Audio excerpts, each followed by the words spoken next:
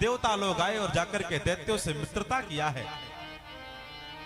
समुद्र मंथन करने का विचार प्रस्ताव रखा है। समुद्र मंथन का विचार जगा है।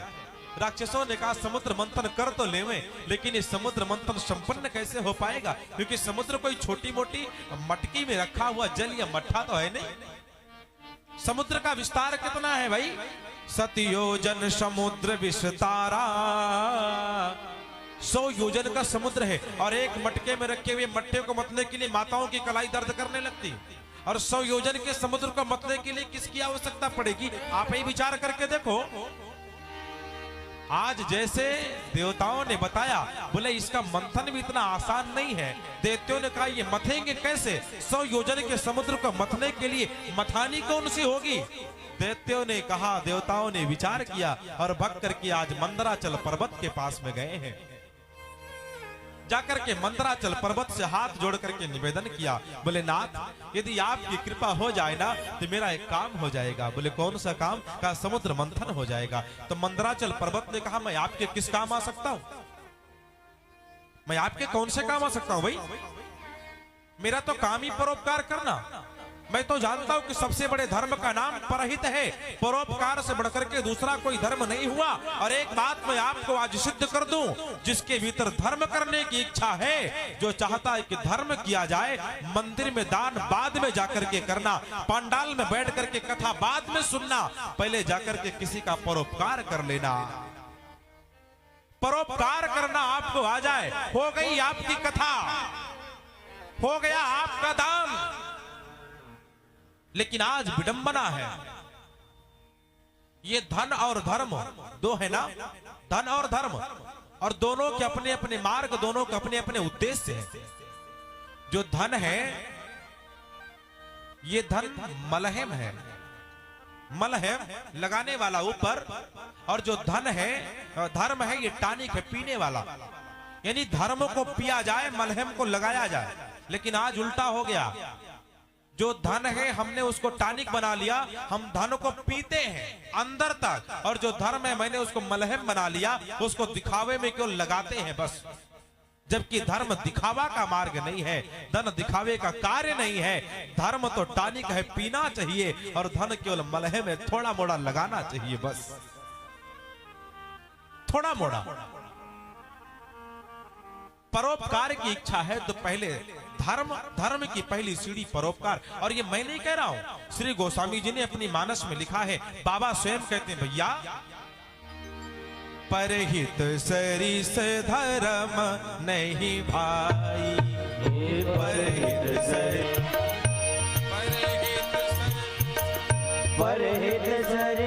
धर्म नहीं भाई, परहित सरिस धर्म नहीं भाई, परिरासम नहीं अधमाई, परिरासम नहीं अधमाई, परहित सरिस धर्म नहीं भाई, परहित सरिस धर्म नहीं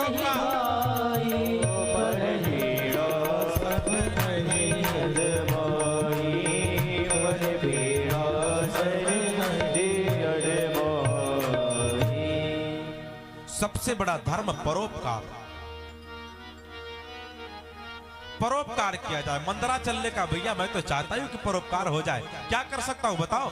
देवताओं ने कहा, आप चल करके मथानी बन जाए। आज मंदराचल पर्वत को लेकर के देवता लोग आए हैं, और जैसे समुद्र में डाला ना, तैसे वो पर्वत डूबने लगा।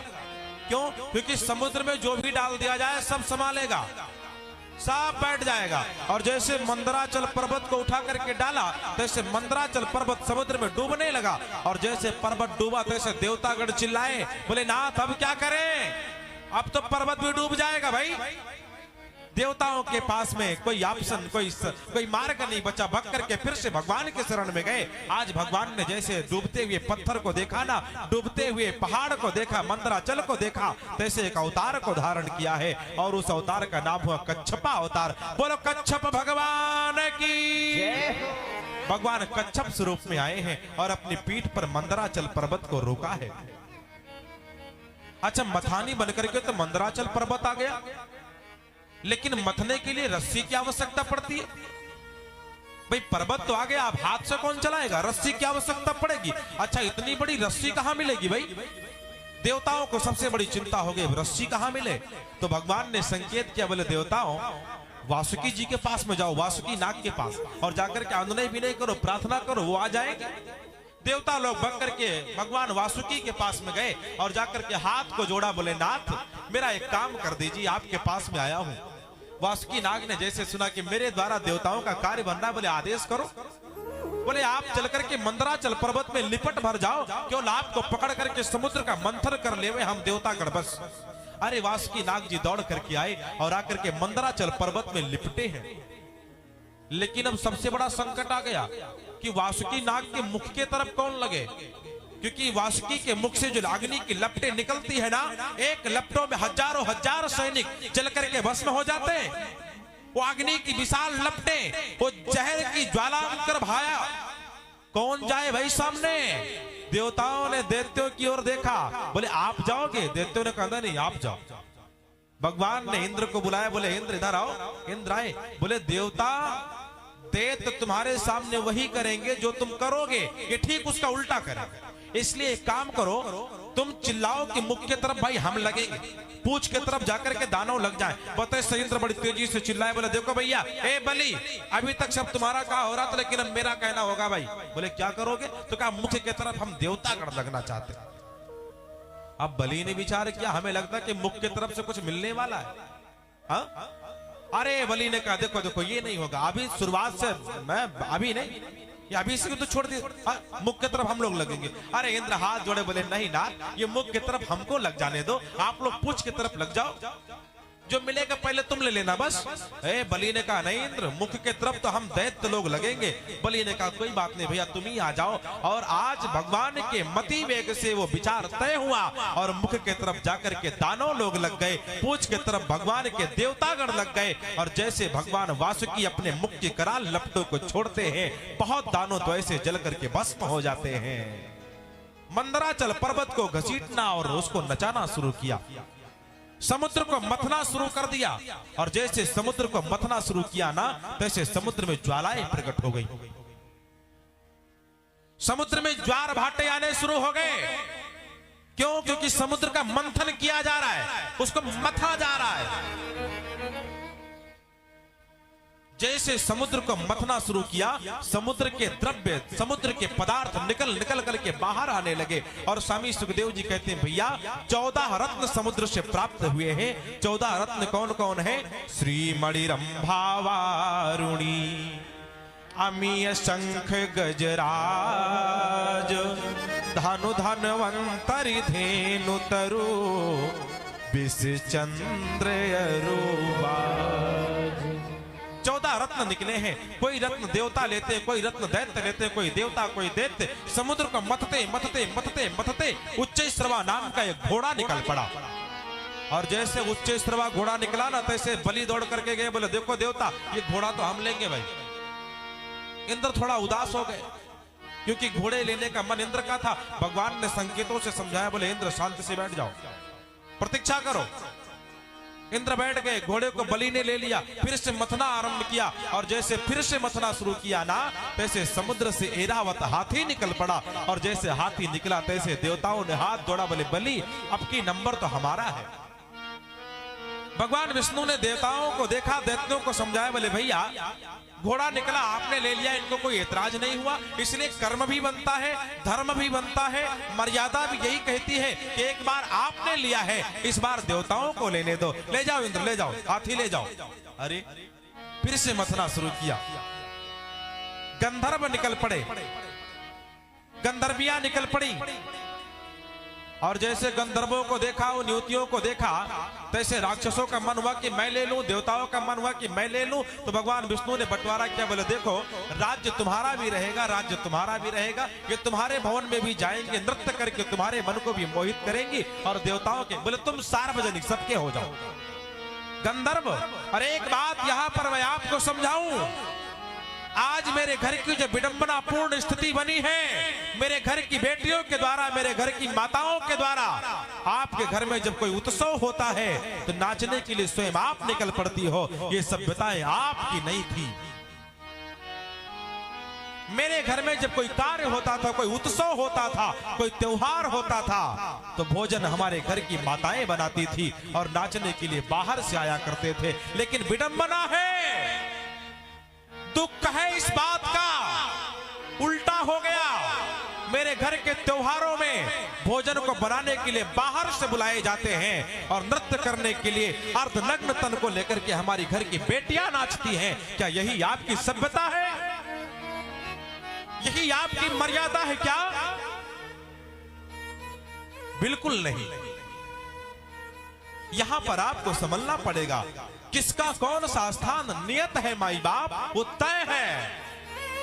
उस बीच में बाधा आपको हमको नहीं बनना है। बोले ये सबके हैं, सबके भवन में जाकर के सबके मन को लुभाएंगे। फिर से समुद्र का मंथन आरंभ हुआ और फिर से जब मंथन आरंभ हुआ ना, तो वारुणी निकल पड़ी। शराब, मदिरा, और जैसे मदिरा के घड़े को देखा, देवताओं ने तो पहले इनकार कर दिया, बोले मुझे नहीं चाहिए। भगवान ने कहा देखो भाई मेरे तरफ भी ये सब, इसकी आवश्यकता नहीं। देवताओं ने कहा लेकिन मुझे तो चाहिए। बोले हाँ हाँ तुम ले जाओ, ले जाकर के तुम पियो। देवताओं ने मदिरा का पान किया। और एक बात यहाँ पर मैं आपको सिद्ध कर दूं, जितने भी लोग मदिरा का पान करते हैं, आज वो यहाँ से संकल्प लेकर के जाएं कि मदिरा का पान बिल्कुल भी आज के बाद नहीं करेंगे। क्योंकि मदिरा का पान करने के बाद में आपका कल्याण नहीं हो रहा है। एक शराब पीने वाला शराबी केवल शराब नहीं पीता, अपने बेटे के, अपने बेटी के अरमान को घोट घोट करके पीता है। एक शराब पीने वाला शराबी केवल शराब नहीं पीता, अपने घर की मर्यादाओं को घोट घोट करके पीता है। एक शराबी केवल शराब नहीं पीता, मैं तो कहता हूं कुत्ते के मूत्र को पीता है। पी लो, जाओ। अपने नेत्रों से मैंने देखा है शराबियों के घर को उजड़ते हुए, शराबी के बेटी को बिगड़ते हुए मैंने देखा है, बेटे को भटकते हुए मैंने देखा है, शराबी के मां के, शराबी के पत्नी के मांग के सिंदूर को उजड़ते हुए मैंने देखा है। और ये मेरी मर्यादा है, मैं समझाने आया हूं, समझाऊंगा, बताऊंगा।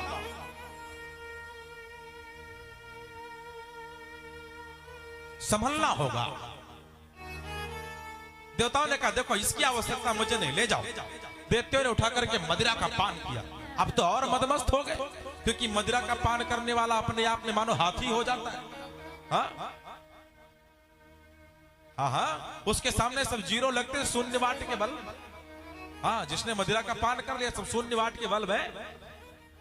लेकिन बड़ी विचित्र बात और है, मदिरा का पान किए हुए शराबी कितना ही मदमस्त क्यों ना हो, वो सामने आ जाए और उसको आप एक तमाचे का प्रहार करो, सब याद आ जाता है। हा? ये भी कितनी विचित्र बात है।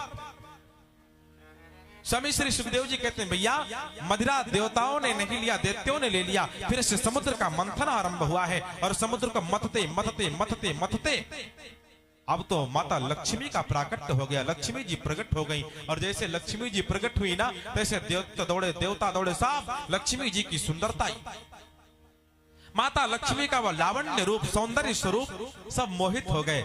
सब चाहते हैं कि लक्ष्मी मेरा वरण कर ले, लेकिन माता लक्ष्मी ने कहा देख भाई मैं ऐसे किसी को स्वीकार नहीं करती, सब लोग पंक्ति में बैठ जाओ, जिसको मैं उचित समझूंगी उसके गले में अपना वरमाला मैं अवश्य डाल दूंगी। देवता दैत्य सब लाइन से बैठ गए। माता लक्ष्मी देवताओं की पंक्ति में आगे बढ़ी।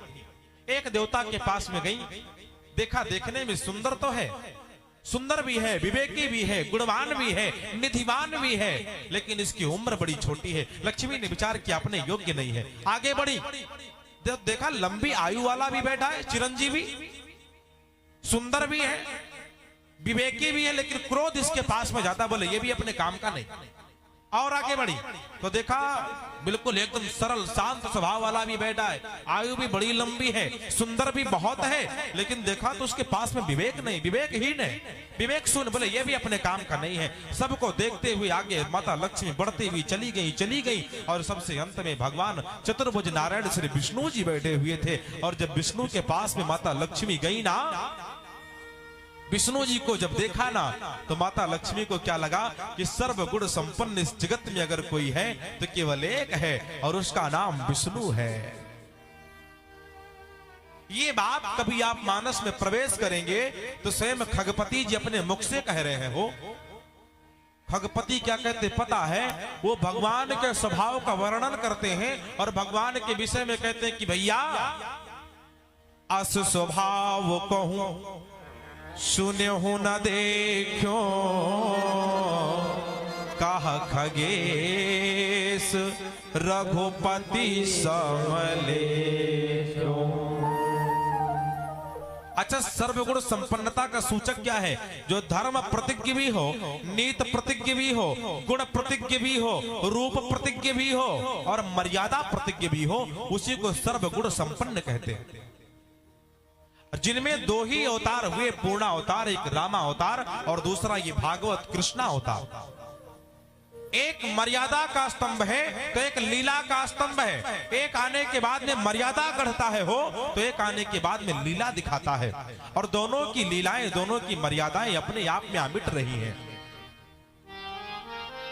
एक बार राम के चरित्र में आप जब झांक करके देखेंगे ना तो राम ने कहीं पर भी धर्म को छोड़ा नहीं है। राम के पास में क्या कमी थी? कोई कमी थी क्या? नहीं।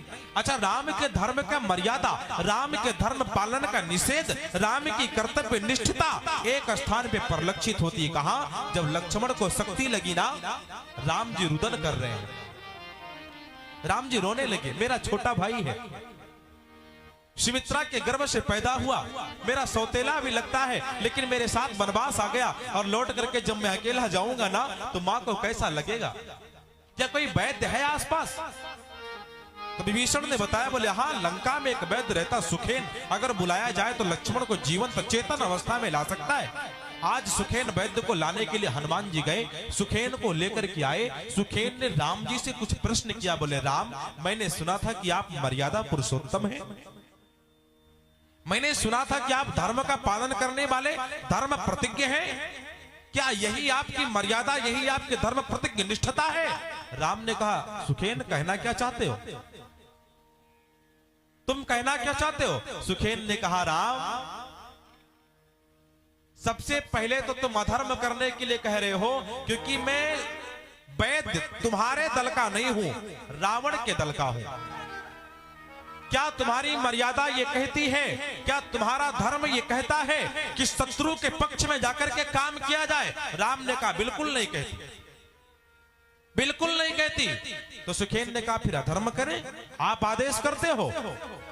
राम के नेत्रों में आंसू आ गए और राम उसी समय रोए हैं हो, और रो करके बिलक करके राम ने सुखेन को डांटा। बोले सुखेन, मैंने तो तुम्हारी मर्यादा का पालन किया है, और रही बात धर्म की तो सुनो मेरा धर्म क्या है। जिस धर्म है तो प्रिय भरत छुटा, श्री पितृदेव का मरण हुआ। जिस धर्म हेतु निज राज्य छुटा, श्री पितृदेव का मरण हुआ। कि जिस धर्म हेतु निज राज्य छुटा, सीता प्यारी का हरण हुआ। जिस धर्म हेतु प्रिय भरत छुटा, श्री पितृदेव का मरण हुआ। उस धर्म हेतु यदि लक्ष्मण भी मरता है तो मर जाए, आवाज यही होगी अपनी, हाँ धर्म नहीं जाने पाए। राम ने सुखेन को डांटा है। बोले सुखेन, जिस धर्म के लिए भरत छूट गया, जिस धर्म के लिए राज्य छूट गया, जिस धर्म के लिए पिता की मृत्यु हो गई, जिस धर्म के लिए सीता का हरण हो गया, अगर उस धर्म के लिए लक्ष्मण भी मरता है तो मर जाए, लेकिन राम के हृदय से एक आवाज आएगी, हाँ धर्म नहीं जाने पाए।